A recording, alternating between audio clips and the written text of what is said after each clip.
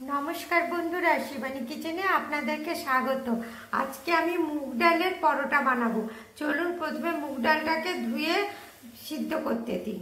বন্ধুরা, তেলটা গরম হয়ে গেছে। এবার আমি এর মধ্যে এই দেখুন মুগ ডালটা প্রথমে একটু ভেজে নেব। এই দেখুন মুগ ডালটা দিয়ে দিলাম। এবার আমি এটাকে ভালো করে ভেজে নেবো একটুখানি।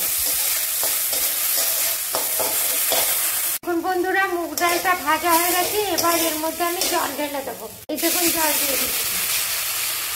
বন্ধুরা, পরিমাণ মতন লবণ দিয়ে দিলাম। বন্ধুরা, মুগ ডালটা সিদ্ধ হয়ে গেছে। এবার এর মধ্যে আমি সুজি দিয়ে দিচ্ছি। এই দেখুন এরকম করে এটাকে আমি এরকম ভাবে ঘেটে নেব। আপনারাও সুজি দিয়ে এইভাবে প্রথমে ঘেটে নেবেন, দিয়ে একটা ডো বানিয়ে নেবেন।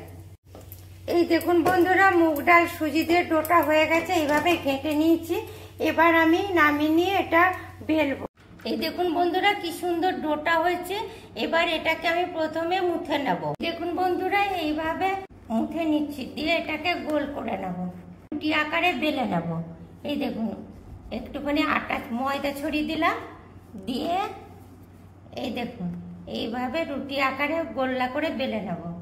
দেখেছেন বন্ধুরা, কি সুন্দর রুটির আকারে গড়া হয়ে গেল। এই দেখুন বন্ধুরা, সমস্ত কিছু রুটি আকারে গড়ে নিয়েছি।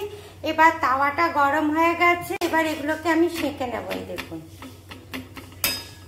এই দেখেছেন বন্ধুরা, কি সুন্দর মুগ ডালের পরোটা হয়ে গেল।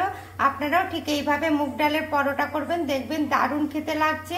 আর আমার রেসিপিটা যদি আপনাদের পছন্দ হয় তবে লাইক করবেন, কমেন্ট করবেন, শেয়ার করবেন। দেখুন বন্ধুরা, কি দারুণ পরোটাগুলো হয়েছে, দেখেছেন?